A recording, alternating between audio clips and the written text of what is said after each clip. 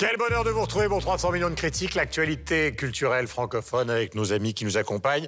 Denise Epoté, qu'il est inutile de vous présenter le TV5 Monde. Ma chère Denise, bonjour et bienvenue. Nous sommes avec Michel Serruti. Bienvenue, mon cher Hello, Michel, Guillaume. de la radio-télévision suisse. Nous sommes avec Sylvestre, que vous connaissez par cœur et avec bonheur, Sylvestre Desfontaines de la RTBF. Catherine Pogona de Radio-Canada. Oui. Bonjour, ma chère Catherine. Bonjour. Et enfin, donc, Laura Tenouji de France Télévisions, qui nous accompagne depuis maintenant des semaines. Nous allons commencer par les instantanés. Michel, quel est le vôtre? Alors, une photo de la pochette du dernier disque de Stéphane Eicher. Il est sorti il y a une semaine. Il s'intitule en bernois dans le texte « Hu ». Comme ça, voilà, c'est clair. C'est une reprise de certains anciens de ces titres, plus quelques titres originaux. Le tout avec une fanfare bernoise qui porte le nom de Tract Orchestar.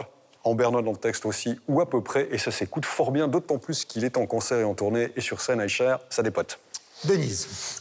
Alors moi, c'est un film de Roland Joffre sur la réconciliation en Afrique du Sud. Le titre est Forgiven. Et Forest Whitaker incarne avec maestra l'archevêque Desmond Tutu, le théologien de la réconciliation nationale sud-africaine, de l'Ubuntu, comme on dit en Afrique du Sud. Et cette commission vérité a permis de confronter bourreaux et victimes, et elle a permis surtout de mettre à jour, la notion d'égalité qui n'existait pas dans ce pays. Voilà, moi je vais vous parler de Victor Vasarely, que vous allez découvrir, rétrospective à Beaubourg. Curieux personnage, archi célèbre dans les années 70, totalement disparu, et qui donc vit une certaine forme de renaissance après sa mort. Chère voisine. Eh bien, moi, je voulais vous parler de la Fondation Dali qui est rentrée en conflit avec les producteurs de la série Casa de Papel parce qu'ils estiment qu'ils ont utilisé l'image du peintre dans leur série, alors que si la série n'avait pas marché, à mon avis, on n'en entendrait pas du tout parler, mais vu le succès qu'elle rencontre, la Fondation espère gagner un peu d'argent. Voilà, je trouve pas ça très honnête de leur part.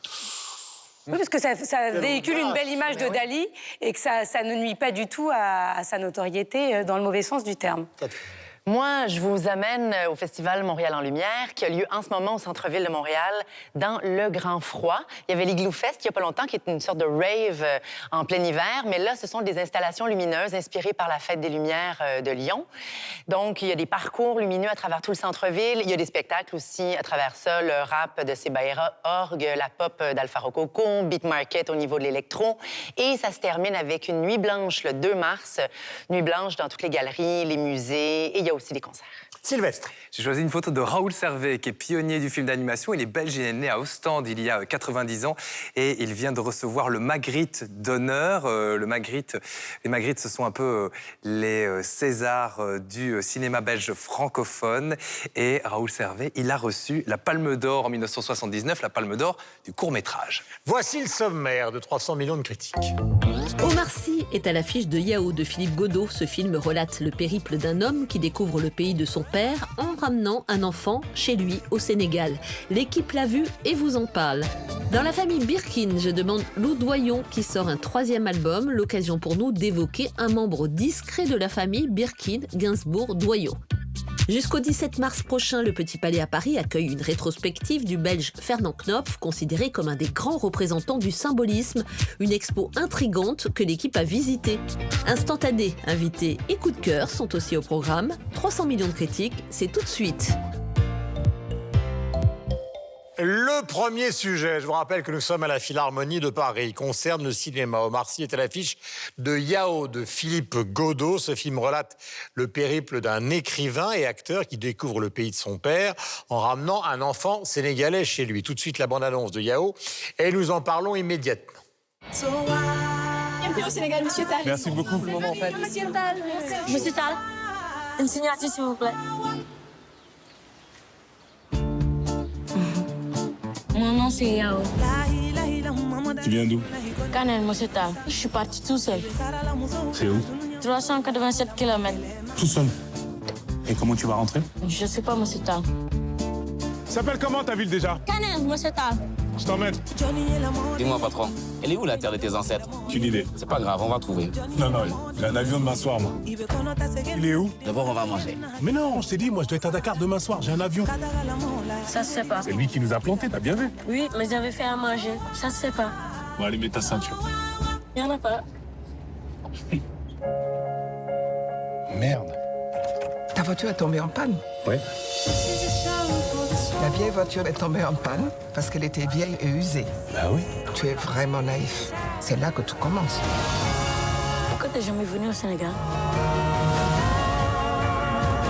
T'es pas d'ici, toi. Comment tu sais ça? Ça se voit tout de suite. Que le chemin des ancêtres continue à guider tes pas. Merci.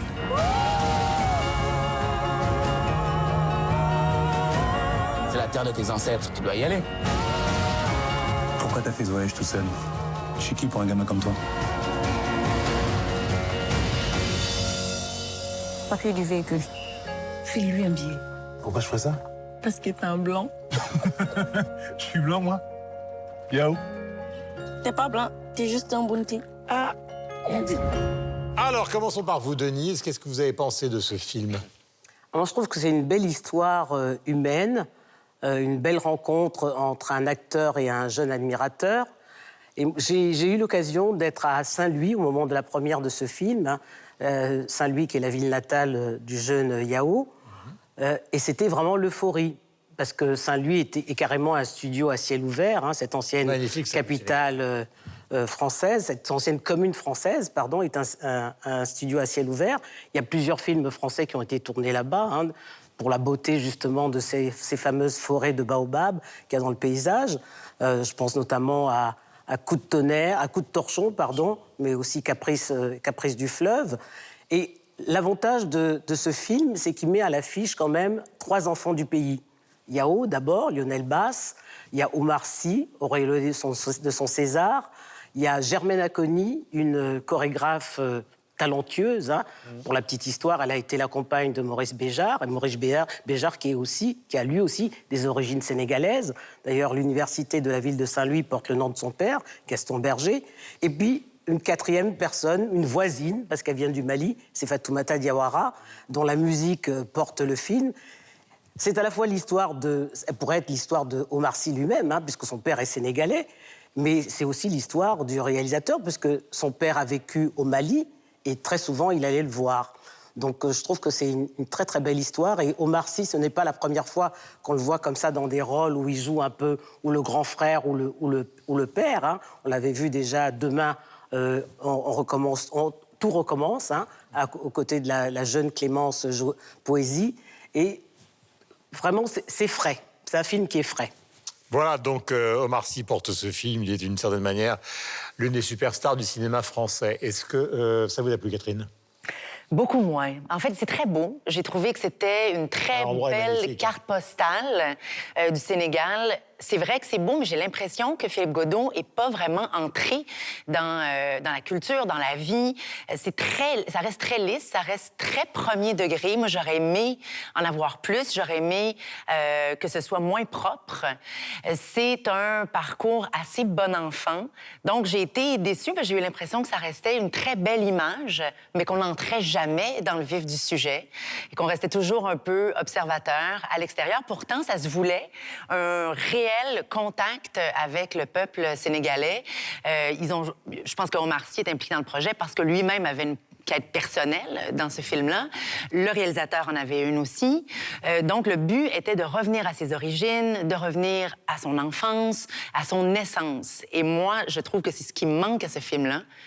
C'est l'essence du pays, l'essence de la culture. Sylvestre. Ça pose quand même un problème. Hein. Comment? Ça pose quand même un problème, ce film. C'est celui de ces Africains qui vivent longtemps à l'extérieur et qui reviennent et à qui on reproche d'avoir perdu une part de leur africanité. Et voilà. C'est pour ça qu'on dit que Omar Sy, dans le film, est un bounty, noir dehors, mais blanc à l'intérieur. Sylvestre. C'est un film à plusieurs niveaux de lecture. Moi, la partie qui m'intéresse, c'est dans un monde où on est de plus en plus dans les réseaux sociaux, où on peut toucher ses idoles du doigt. C'est le périple de cet enfant qui décide d'aller un peu comme dans les années 60 ou même 70, des gens qui décidaient de quitter la banlieue française pour traverser la Manche, pour aller voir un artiste à Londres ou ce genre de choses-là. Donc, c'est ce que je trouve intéressant aujourd'hui. C'est cette petite partie-là, effectivement. Alors, il y a plein d'autres parties, mais c'est cette petite partie-là qui renvoie quand même à un lien très très fort que peut avoir quelqu'un qui a été touché à distance par un livre, par un film ou par un disque. Et c'est donc ce qui vous intéresse? Moi, je trouve ça intéressant. Ouais, est-ce que la réussite le propos est intéressant, mais est-ce que le film est réussi? Après, je pense que ça, comme on l'a dit, ça reste un film, ça reste un divertissement avec de bons sentiments. Enfin voilà, ça reste quand même, à mon avis, très, très grand public. Michel. Ouais, je veux pas. Très calme, mais ça n'a pas duré. Non, mais je veux pas être sentencieux ni me prétendre être un spécialiste de l'Afrique, mais je pense qu'il y a plusieurs degrés de lecture dans ce film-là. Il y en a peut-être certains qui nous échappent un tout petit peu, même si c'est réalisé par un blanc, ou qui échappent peut-être un tout petit peu à l'image qu'on peut se faire de l'Afrique. Je crois qu'il y a d'abord le film qui est axé sur la quête d'une identité de soi, et c'est ce que fait Omar, c'est-à-dire Omar Sy, retourne. On comprend que c'est un peu par devers lui, parce que finalement cet enfant lui prend un petit peu la main de force, mais finalement pas tant que ça, parce qu'on sent qu'il a besoin de faire ce voyage et qu'il se laisse embarquer dans ce voyage pour connaître ses origines. Et puis alors après, il y a un peu... Qu'est-ce qu'il faut dire? Alors au niveau de la quête de l'identité personnelle, je pense qu'on la comprend, on comprend ce besoin, et on comprend aussi d'une certaine manière ce que retrouve Omar Sy à travers ce film et cette quête. Et notamment, ça se cristallise ou ça se concrétise avec cette scène magnifique avec Germaine Acogny au bord du fleuve lorsqu'elle danse, parce qu'on comprend que tout d'un coup, il y a un peu de spiritualité qui est en train de tomber sur lui, qui est en devenir. C'est pas un film qui aboutit, c'est-à-dire qu'il n'a pas une révélation. Il comprend tout d'un coup qu'il y a un chemin qu'il peut suivre qu'il n'avait jamais perçu jusqu'à présent. Et puis là, par contre, alors moi, où j'ai vraiment retrouvé l'Afrique, mais qui est peut-être, c'est celle qui me touche moins, peut-être d'autres, ou pas d'autres, mais c'est-à-dire que c'est la manière dont Philippe Gadot a pu étirer le temps. Et on comprend que le rapport à la temporalité est complètement différent. Les Blancs, ils ont la montre, mais nous, on a le temps. Ouais, mais ça se ressent dans le film, et ça se ressent pas simplement parce que les choses sont lentes ou autres. C'est qu'il y a une sorte de beauté, il y a une poésie, il y a un temps qui s'étire et dans lequel le téléspectateur est pris, fonctionne, entre. Et puis ça nous amène vers ça, et je trouve que dans ce sens-là, le film, et même à d'autres niveaux, outre l'interaction entre les deux acteurs, c'est-à-dire que ça nous permet, nous aussi, au bout d'un moment, de nous poser des questions finalement sur qui on est, sur notre ascendance, sur notre descendance, éventuellement si c'est le cas. Quand bien même on n'est pas au Sénégal, on n'est pas dans cette histoire-là. Je trouve qu'il y a vraiment le rapport au temps, le rapport à l'espace, cet étirement tout d'un coup qui se met en place, cet autre rythme que nous insuffle le film, qui est propre à une certaine Afrique, il est vrai, peut-être pas le milieu urbain, mais en tout cas le milieu hors urbain, et c'est le cas du film. Ouais. Eh ben, il est parfaitement réussi, et il est, à mon sens, en tout cas pour un bout de l'Afrique que je connais, il est emblématique d'une certaine Afrique et d'une certaine temporalité. Laurent. Sur les réseaux sociaux, il y a un très bel accueil pour ce film. Tout le monde réagit. En plus, c'est pas un film qui est clivant, c'est un film qui est fédérateur. Et comme le disait Michel, tout le monde se questionne sur Twitter et disait tiens, moi je suis algérienne, je suis pas retournée dans mon pays depuis 20 ans. Ça m'a amené à me questionner. D'autres qui sont français, qui ont aucune racine étrangère, disent moi, c'est un film où je veux, en tout cas un film que je veux donner aussi à mes enfants pour qu'ils comprennent autre chose de ce qu'ils vivent en France. Donc c'est un film de transmission et il y a plutôt un accueil chaleureux. J'ai vraiment cherché des commentaires très clivants, à part les journalistes. Un microcosme de journalistes. Elle me regarde. Non, mais à part un microcosme... Je vais la dire, la saloperie, c'est pas un énorme... on ne peut pas dire que ça soit un chef-d'œuvre, mais en tout cas, il remplit ses fonctions, il est divertissant. Les gens voyagent et je pense qu'en ce moment, ça fait du bien. Et Omar Sy a vraiment joué le jeu, lui, qui est très, très populaire sur les réseaux sociaux. Comme vous, il avoisine les 3 millions d'abonnés. Le vent. Et honnêtement, il a fait partager tous les coulisses du tournage, de la promotion, et il nous fait énormément partager les coulisses avec ce jeune acteur, Lionel Louis Besse, qui est divin et qui est plein de spontanéité et qui a déjà une sacrée cote sans être présent sur les réseaux sociaux. Donc bravo à ses parents. Voilà un film qui est porté par Omar Sy. On sent effectivement pendant non seulement le tournage, la réalisation, que c'était un peu d'une certaine manière, Denise, aussi son film. C'est-à-dire que comme Cassel a fait un film sur Gauguin parce que le sujet l'intéressait et le film ne se serait jamais fait sans Cassel qui a raconté l'histoire de Gauguin en allant à Tahiti et après donc en parlant des marquises, on voit bien que ce film, il est réalisé par Godot, mais il est porté aussi par quelqu'un qui prend la vie de la production. C'est une coproduction. Voilà. Une coproduction, c'est vrai. C'est pour ça que je disais tout à l'heure que c'est aussi un peu l'histoire d'Omar Sy elle-même, parce que son père est sénégalais, il va pas souvent au Sénégal, et ce retour sur la terre de ses ancêtres est quelque chose, justement, dans cette scène que décrivait si bien Michel tout à l'heure, avec Germaine Acogny, on voit bien la transmission entre les deux générations. Tana, la grand-mère, et Seydou Tall, Omar Sy, qui arrive dans ce village, et puis le témoin de cette transmission, c'est Yao. Oui. Et d'ailleurs, ce qui est intéressant, c'est dans cette scène-là, et c'est emblématique peut-être du film aussi, la manière de travailler de Philippe Gadot, c'est-à-dire qu'on est presque à la limite du documentaire, parce que cette scène n'était pas écrite comme ça, en plus. Et Germaine Acogny a décidé, elle, de faire cette danse, qui est une vraie danse. C'est pas quelque chose pour la caméra, qui a un vrai sens. Omar Sy ne le savait pas nécessairement avant que la prise soit faite, et on sent qu'il y a un truc qui se passe à ce moment-là. On sent qu'il est à la fois acteur, et puis en même temps, il est spectateur, et il y a quelque chose qui l'émeut profondément. Et dans le film, on retrouve ça aussi. Dans la simplicité du film, il y a un côté presque de l'ordre du documentaire. De l'improvisation. Oui, et puis dont se définit aussi le réalisateur, d'une certaine manière. Alors, le film peut paraître simple, et puis en même temps, cette simplicité, c'est ça aussi qui fait sa force.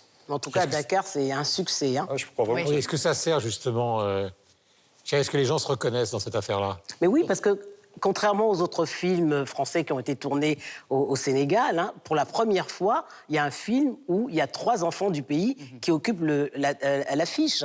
Merci et à bientôt, Denise. On se retrouve la semaine prochaine. Deuxième sujet, nous allons parler de musique. Dans la famille Birkin, je demande Lou Doyon, qui sort un 3e album, alors qui devrait s'appeler Soliloque, si tout ça était simple, et ça s'appelle Soliloquy. L'occasion pour nous d'évoquer un membre discret de la famille Birkin, Gainsbourg-Doyon, juste après cet extrait du clip qui s'appelle tout simplement Burn. Once again, it shakes, it stirs you. I'm getting close enough to feel the heat. And I know just what you're going to say. Get as far as you can, make a U-turn, baby.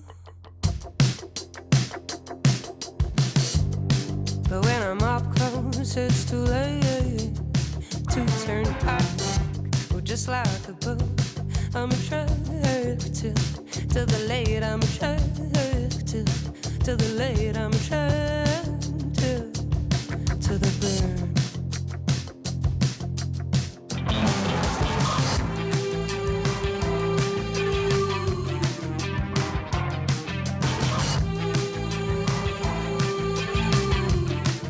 Et voici l'apparition d'Estelle Martin. Bonjour, ma chère Estelle. Bonjour. Vous êtes rouge, vous êtes magnifique. Qu'avez-vous pensé de Soliloquy? Ou quoi?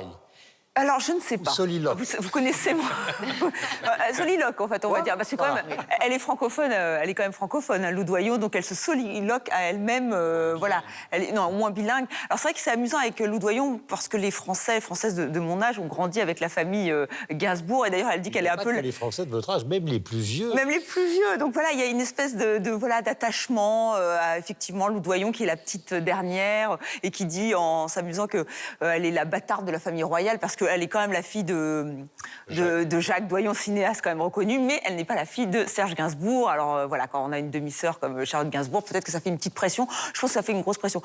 J'ai trouvé l'album extrêmement agréable à écouter. Oui. Alors, ils disent que c'est le plus joyeux. J'avoue que ça ne m'a pas sauté aux oreilles. J'ai réécouté les autres. Effectivement, c'est un petit peu plus joyeux, mais bon, voilà, c'est tout dans la retenue. Voilà, c'est peut-être le côté, je sais pas, drôle à l'anglaise, je ne sais pas. Mais après, effectivement, c'est un bel album. On sent qu'elle s'est beaucoup investie. Il y a sa voix. Je trouve qu'elle a une voix très rocailleuse, qui est reconnaissable et qui est très agréable. Et j'aime beaucoup le duo It's You avec Kate Power. C'est vrai qu'on sent qu'il y a un lien sororal. Voilà, c'est pour faire un peu classe, voilà, c'est un lien sororal. Mais vraiment, je trouve qu'elles se sont connues, elles se sont reconnues, et quand même, c'est pas n'importe qui, Kate Power. Et elle a accepté de participer à cet album via Instagram. Sans se rencontrer. Oui, mais elle s'était rencontrée avant. Oui, enfin, sans se rencontrer pour l'album. Donc voilà, c'est un album très agréable, et c'est une jeune femme qui gagne à être connue. Voilà, et qui est saluée par les Inrocks. Est-ce que ça vous a plu, Catherine?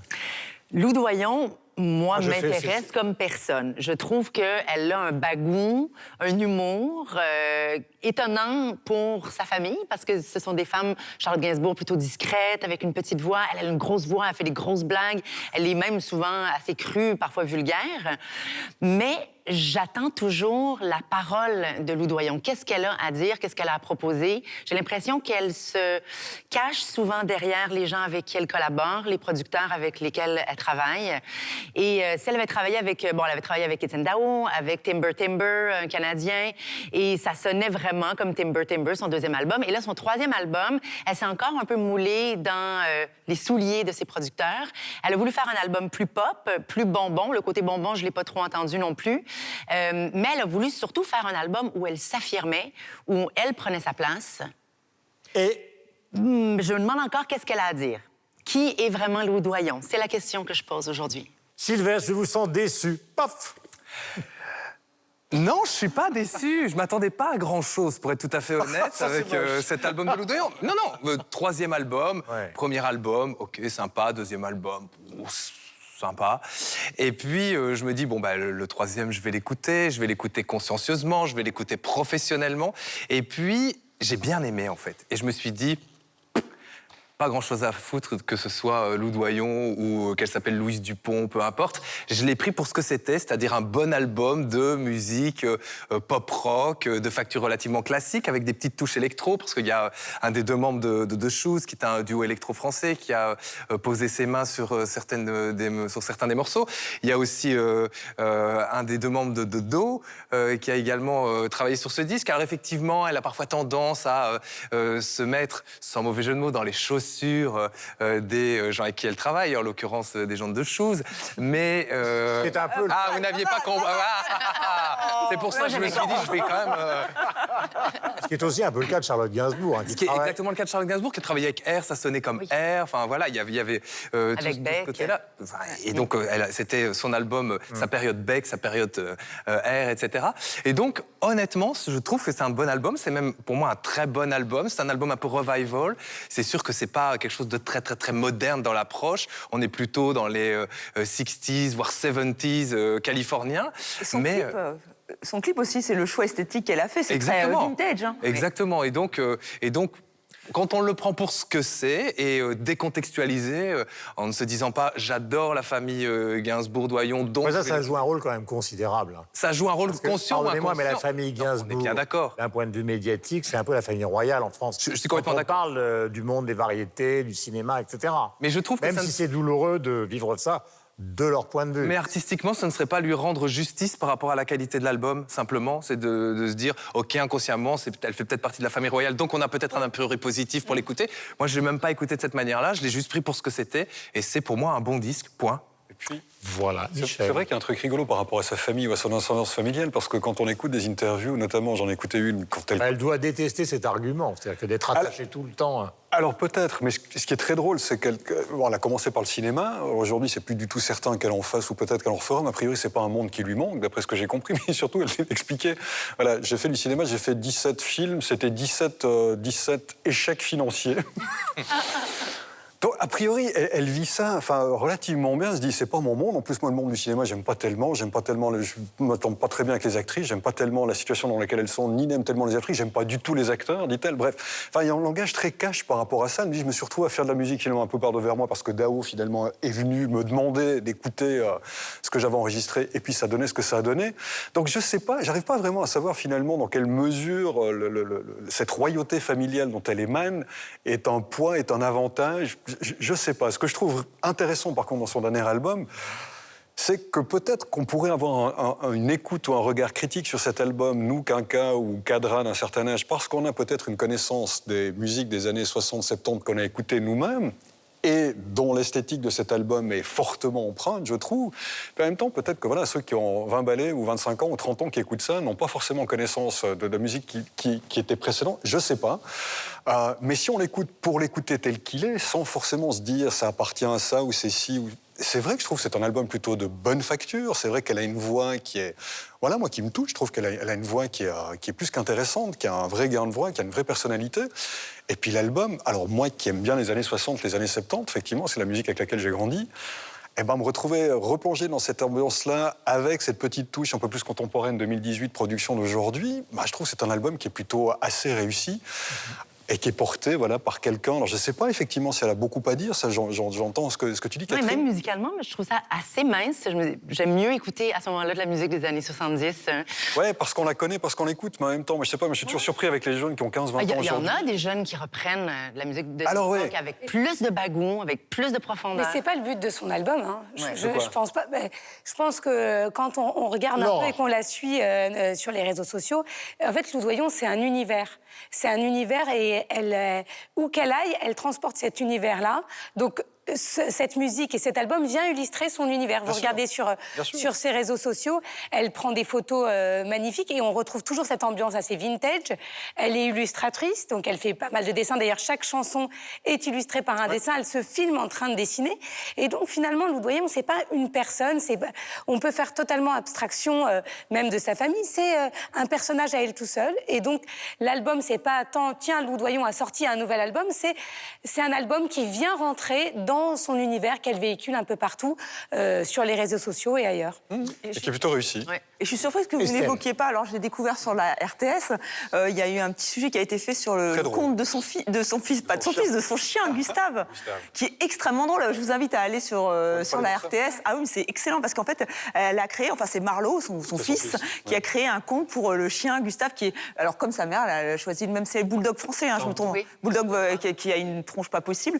Et en fait, c'est très, très drôle parce que le journaliste de la RTS a fait un petit montage avec un petit commentaire et de la musique. Je vous invite vraiment à y aller. C'est un joli moment. Elle-même elle était morte de rire. Et c'est vrai qu'elle a ce côté-là extrêmement extraverti par rapport à sa sœur qui est moins, enfin Charlotte qui est souvent plus introvertie. Là, elle se marre puis elle raconte souvent que son rire, d'ailleurs, l'a beaucoup desservi quand elle était jeune parce que d'ailleurs tout le monde pensait que c'était un homme. Elle dit que ça lui arrive encore quand on l'a au téléphone, monsieur, bonjour et tout ça. Et c'est vrai qu'elle a cette voix est très intéressante. Mais encore une fois, je vous invite vous allez adorer, Laura, ce petit, le conte de Gustave. Et voilà. Nous allons accueillir maintenant notre invité du jour à 300 millions de critiques. Il s'agit de Lionel Sceaux, puisque vous savez que nous sommes à la Philharmonie de Paris, qui est chef de chœur de l'Orchestre de Paris. Mon cher Lionel, bonjour. Bonjour. Je suis très impressionné. Je vais partir très, très doucement. D'abord parce qu'on est chez vous, quand même, ici. Oui, pas tout à fait, quand même. Et parce que je ressens derrière la voix quelque chose de profond. Vous êtes quoi, basse? Non, je suis baryton basse? J'étais baryton, oui. Vous étiez baryton? Je suis maintenant chef de chœur. Vous êtes maintenant chef de chœur. Alors, est-ce que vous pouvez nous raconter, justement, d'abord, combien sont-ils et est-ce que c'est une résidence qui est permanente ici? Alors, on est en résidence ici, de manière permanente. On est en résidence dans les bagages de l'Orchestre de Paris, puisqu'on est le chœur de l'Orchestre de Paris. Et combien sont-ils? Alors, 110 enfants, 70 jeunes, entre 15 et 18 ans, et 150 adultes. C'est gigantesque. Oui, c'est l'intérêt de ce genre de chœur. C'est-à-dire que notre marque de fabrique, c'est de chanter à un grand nombre. Ce qui ne veut pas dire que par moment, on ne va pas faire un programme avec 30 chanteurs. Mais globalement, on est amené à chanter dans des ouvrages... Il faut exister par rapport à l'orchestre. Voilà, il faut exister, exactement. Ouais. C'est exactement ça, c'est-à-dire que l'orchestre représente vraiment une masse qui, en plus, est placée devant le chœur par rapport au public. Donc il faut que le chœur Ce sont des amateurs tous, Lionel? Ce sont des amateurs tous. C'est une spécificité de ce chœur, je pense, en France en tout cas.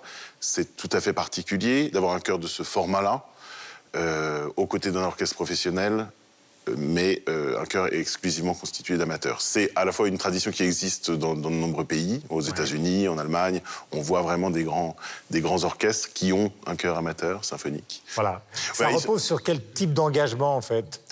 Ça repose sur la passion. Ça, c'est le principal moteur. Et cette passion, alors elle est dévorante, parce qu'on voit... Ils sont tellement investis, parfois ça frise le raisonnable, le déraisonnable plutôt. Mais exemple? C'est-à-dire que des semaines de concerts où ils vont être tous les soirs à la Philharmonie, où ils vont partir en tournée avec l'orchestre. Ils ont un boulot à côté, ils ont des familles à côté, ils opèrent des choix, ou en tout cas des arbitrages qui leur appartiennent. Mais c'est vraiment un très grand engagement, et on voit Ils sont capables de tout, c'est-à-dire qu'ils travaillent énormément, ils préparent les partitions chez eux avant de venir en répétition, ils prennent des cours de chant pour se maintenir et progresser vocalement. Donc c'est vraiment une passion, mais qui est aussi entretenue par le fait qu'ici, on a cette chance énorme, d'être dans une salle magnifique, d'être aux côtés d'un orchestre magnifique. Avec une acoustique extraordinaire. Avec une acoustique très porteuse et dirigé par des très grands chefs d'orchestre, avec des solistes internationaux. Donc c'est aussi, pas une récompense, mais c'est aussi ça qui alimente, qui nourrit leur passion. De la vie extraordinaire. Voilà. Et est-ce que vous êtes chef de chœur, mais est-ce que vous êtes aussi sergent recruteur? Ah, c'est le même métier. Ça fait partie du métier. Par exemple, si je vous fais auditionner Madame Martin, qui est ici. Oula. On peut faire... Voilà. Je pense que je ne sais Le absolument pas rossignol chanter. des faubourgs, Madame Martin. Vas-y, allez. Non, je préfère. Voilà, je suis dans un lieu magnifique qui respecte la musique. Mais tout le monde dit que. Enfin, souvent on dit, les professionnels disent qu'on peut tous chanter. C'est vrai ou c'est juste pour nous réconforter? On peut tous chanter, ça c'est sûr. Ensuite, voilà. Moi, c'est clair. Plus ou moins bien. Qui m'a soulevé. Bon, allez. Voilà. Non, on peut tous chanter. Ensuite, c'est la question pour chanter dans un chœur, il faut avoir quand même une conscience vocale suffisante. Donc, nous, nos chanteurs prennent tous des cours de chant parce qu'il faut qu'ils puissent maîtriser leur voix dans un grand ensemble comme ça aussi. C'est très particulier parce qu'on ne s'entend plus quand on chante au milieu d'un ensemble aussi important. Donc, il faut avoir une technique, et la technique, ça sert à avoir des repères, parce que c'est très corporel de chanter, c'est un engagement un peu de... souffle. Voilà, exactement, et c'est tout le corps qui chante, mais il faut que ces repères corporels soient bien installés, parce qu'au moment où on est sur la scène, avec l'orchestre, avec tout le chœur, c'est l'oreille, elle fait ce qu'elle peut, mais c'est trop fort. Lionel Sceaux, quels sont les prochains grands rendez-vous? Dans les événements importants, on a au mois de mai un War Requiem de Britten. Ça, c'est une œuvre formidable qui nous tient très à cœur, parce que c'est une œuvre pacifiste, c'est une œuvre qui a un message vraiment très fort, à la fois avec un texte traditionnel en latin et des poèmes du XXe siècle en anglais, qui sont des poèmes résolument pacifistes. Et on va donner ça donc à la Philharmonie, mais aussi à Hambourg, à Munich, à Linz. Et c'est une sorte de, je sais pas, de message européen assez fort. Est-ce que quelqu'un a des questions? J'ai l'impression d'être le professeur. Sylvestre, je sens. Oui, moi, je me posais la question, est-ce qu'on peut en demander plus à des gens qui sont justement amateurs plutôt qu'à des professionnels? Quel est le rapport, justement, si tant est qu'il y a une différence entre les deux? Il n'y a pas tant de différence dans le travail, en fait. La différence, elle est dans tout ce qu'il y a autour du travail. Il y a peut-être... voilà, c'est un espace de vie pour eux. Il y a peut-être quelque chose d'humainement qui va se nouer différemment entre eux. Maintenant, en demander plus, il faut en demander beaucoup, de toute façon. Et je pense que ce soit des professionnels ou des amateurs, l'exigence, c'est notre raison d'être, puis de vouloir toujours se surpasser. Donc, il faut de toute façon en demander toujours un peu trop à des amateurs comme à des professionnels. Ensuite, il ne faut pas abuser du fait qu'ils soient amateurs. Donc, c'est là qu'il faut garder quand même un peu de bon sens, parce qu'avec tout ce qu'ils veulent donner, il faut garder une conscience aussi de leur vie et un respect quand même. Puis il faut jongler avec les emplois du temps, je suppose. C'est plus compliqué qu'avec... Oui, alors ça, c'est une différence. C'est-à-dire qu'on est forcément... Il y a une zone d'indulgence qui est plus élevée. Hein, voilà, quand on a 2 mardis de suite de la neige à Paris et qu'on en a qui traversent l'Île-de-France pour venir répéter, ça sert à rien d'être trop raide sur les horaires. Voilà, ce serait contre-productif et démotivant. Donc... oui, il faut. Mais c'est un peu un pacte de bonne entente et d'envie surtout de faire un haut niveau. Allez, dernière question. Comment vous faites pour recruter les jeunes? Est-ce que vous avez, est-ce qu'ils viennent? Je parle des enfants. Comment ça se passe? Il y a tout un circuit qui est fait. On fait des auditions. On a 4 antennes pour les jeunes et les enfants, donc 3 antennes à Paris et 1 en Seine-Saint-Denis, pour essayer de permettre à des jeunes de toute l'Île-de-France, enfin un maximum de jeunes de participer. Et donc il y a une sélection, c'est-à-dire qu'il y a des auditions, parce qu'on peut pas... Aucune chance. On peut pas accueillir tous les jeunes qui... Madame Martin, tu n'as aucune chance. Non, mais le but, c'est d'accueillir des enfants qui soient très motivés, qui aient vraiment envie de s'investir. Ouais. Ensuite, ils ont tout le temps pour apprendre, mais qui aient cette motivation. Merci Lionel Sceaux, donc, qui Merci. dirige ce chœur. Eh bien, nous allons venir vous voir bientôt. Tous les 6, nous sommes candidats. Mimiche? Totalement. Prochaine audition. Voilà, prochaine audition, on ira avec Catherine. Et peut-être Laura aussi. Avec plaisir. Avec plaisir. Merci, bonne journée à vous. Merci de nous accueillir ici chez vous. Jusqu'au 17 mars prochain, le Petit Palais accueille une rétrospective du peintre, dessinateur, graveur et sculpteur belge Fernand Knopf, considéré comme l'un des grands représentants, vous le savez, du symbolisme. Vous allez visiter cette exposition. Nous en reparlerons après ce sujet de TV5 Monde.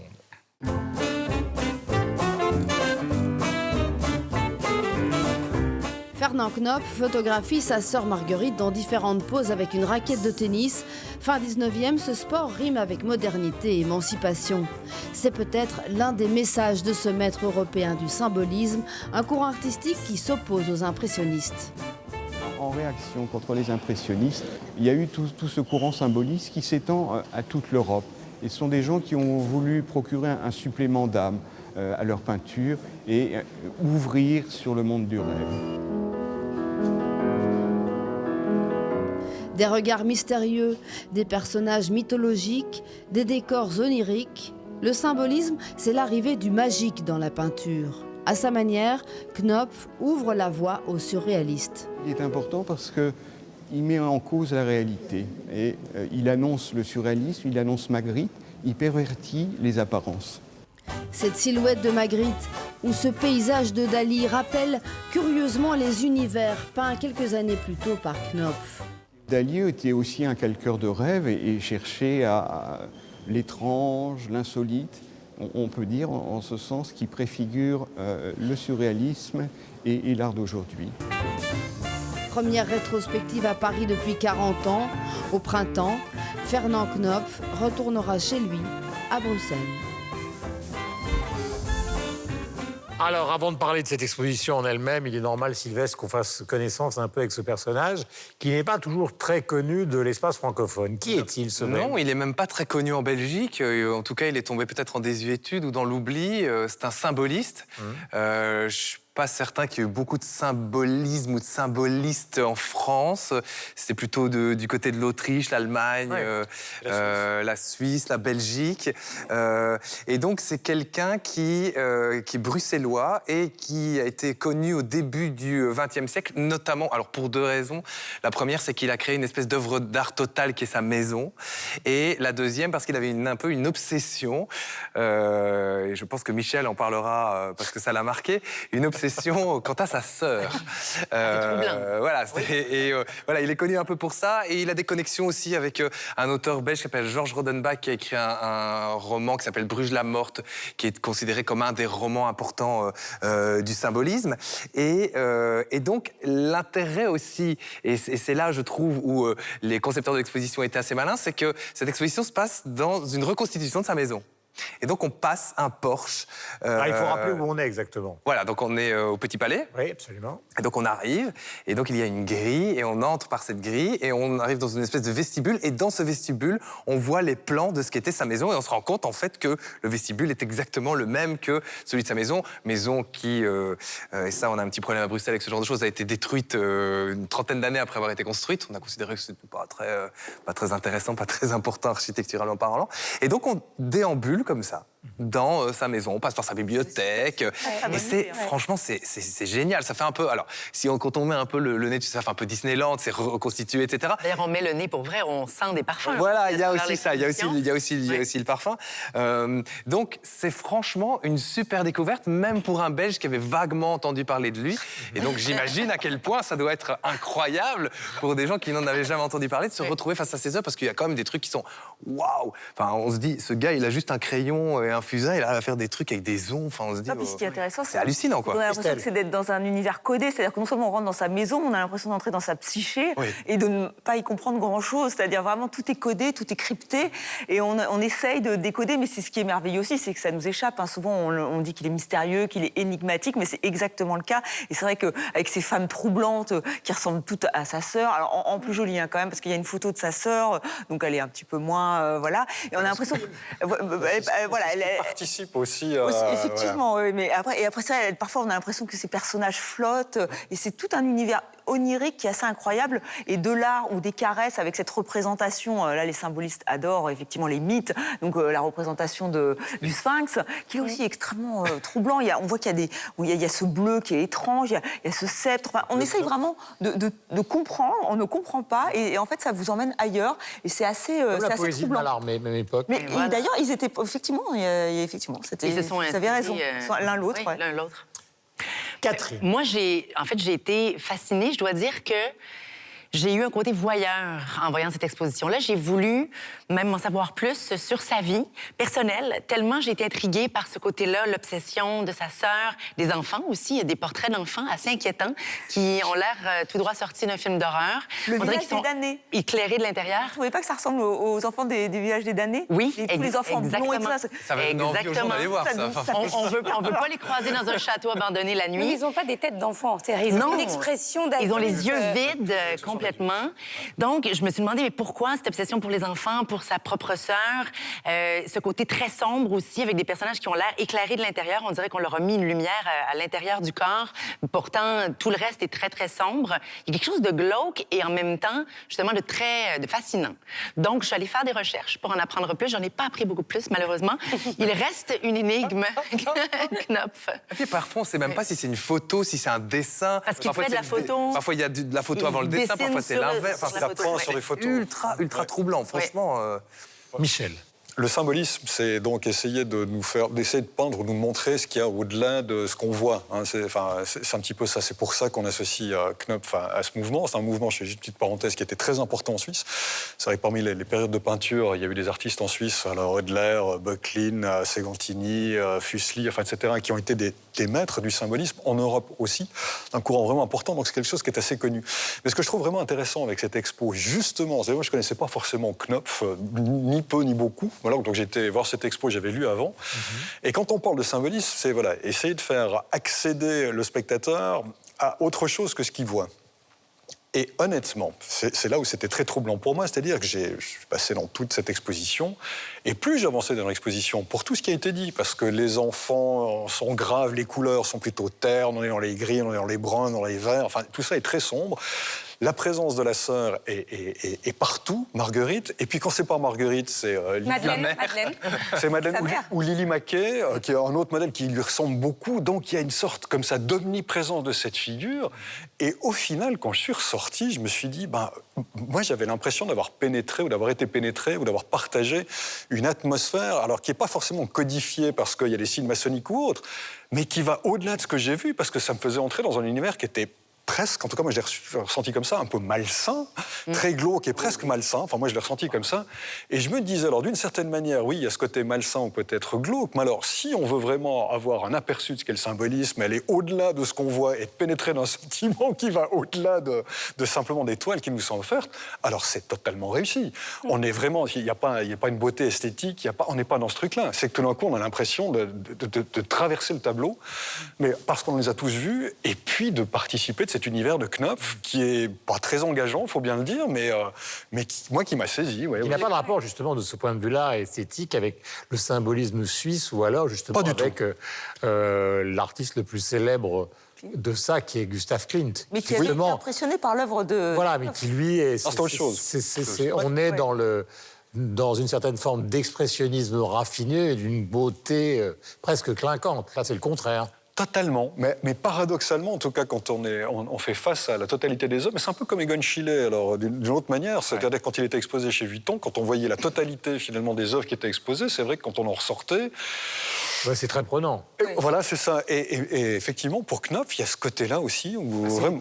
C'était une bonne idée d'en faire une exposition sensorielle où on écoute. Oui, il y avait ça aussi, t'en parlais, qui est très bien. Parce que c'est l'impression que ça nous laisse aussi d'être habité physiquement. Mais une question, Catherine, et après on va passer à Laura. Pourquoi vous avez cherché, vous n'avez rien trouvé? C'est-à-dire que j'ai pas trouvé ce que je cherchais. Voilà. J'ai pas trouvé ce que je cherchais. J'ai trouvé de l'information sur lui, mais je me questionnais sur ses obsessions et j'aurais voulu en apprendre plus sur la psychologie de Knopf. Et là-dessus, j'ai pas trouvé. C'est vrai que c'est assez pauvre sur Internet. Dès qu'on fait des recherches, il n'y a pas grand-chose. Il n'a pas passionné avant. Après, le Petit Palais assure très, très bien la communication sur le digital. Et c'est vrai que c'est le lieu idéal pour cette exposition. C'est-à-dire qu'on ne pouvait pas rêver meilleur endroit. C'est un peu l'époque, hein. C'est... Même période. Et quand on parlait de réveiller tous nos sens, d'ailleurs, le Petit Palais organise des visites avec un conférencier qui s'appelle Grégory Chou, qui chante. Durant toute l'exposition, il y a 12 chansons qui viennent accompagner la visite. Chaque pièce est accompagnée d'une nouvelle chanson. Et c'est ce qu'on appelle... Il est chanteur et conférencier en ce moment, si vous allez le visiter. Et là, Je vous rejoins totalement.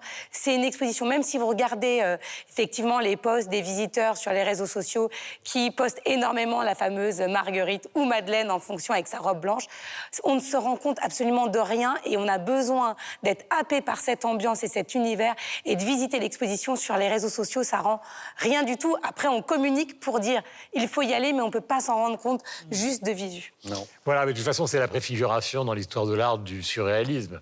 C'est-à-dire que c'est un moment qui vous arrache au rationnel et qui, effectivement, après la guerre, quand tous les jeunes gens sont morts à 20 ans, 25 ans dans les tranchées, que ce soit du côté des Allemands, des Français, des Anglais ou des autres, le dégoût de la guerre, le dégoût de la boucherie les a rattachés au symbolisme et les a accrochés, justement, à tous les travaux de Freud et à cette idée qu'il fallait absolument que les œuvres d'art s'échappent du réel, ce qui est le cas totalement de Ferdinand Knopf, même si sa sœur, dans le domaine du réel, est un petit peu présente. Tout le monde ne peut pas échapper à la famille. Famille, je vouais André Gide. Ce n'est pas le cas de Fernando. Car je vais l'appeler Fernando. Fernando Knopf. Nous voici arrivés au moment tant attendu des coups de cœur de l'émission, Michel. Un livre pour terminer cette émission cette semaine que l'on doit à Jean-Pierre Rochin. C'est paru aux éditions D'autre part. Il est le lauréat du prix du roman, des romans. C'est un prix littéraire qui existe depuis quelques années en Suisse et qui a la particularité d'être décerné par des jeunes qui ont 17-18 ans, un jury plusieurs centaines de jeunes. C'est un prix qui a été introduit, c'est ça qui est intéressant aussi. Le bouquin est intéressant, il raconte l'histoire d'un agriculteur qui doit vendre sa ferme parce que voilà, la situation paysanne est compliquée, son bétail, sa dernière jument qui s'appelle Petite Brume. Le bouquin s'appelle Petite Brume, je ne l'avais pas dit. Et le prix est intéressant parce qu'il a été mis en place justement pour que des élèves, enfin des jeunes de 17-18 ans, aient accès à la littérature contemporaine romande, ce qui n'était pas forcément le cas il y a encore 20 ans. Donc le prix est utile et intéressant et les auteurs récompensés le sont aussi. Estelle. Un roman graphique, Sarkozy-Kadhafi. Vous n'avez rien compris à ce dossier très sensible et pour cause, c'est quand même très très compliqué. Et cette BD, alors c'est un roman graphique et passionnante. 5 journalistes venus d'horizons différentes ont vraiment mené l'enquête. Ils ont repris tous les éléments de l'enquête. Ils nous expliquent, ils nous accompagnent. Et surtout le dessin de Thierry Chavant, qui est l'auteur donc de cette bande dessinée, est vraiment assez étonnant. C'est un ovni, c'est-à-dire qu'il change de registre.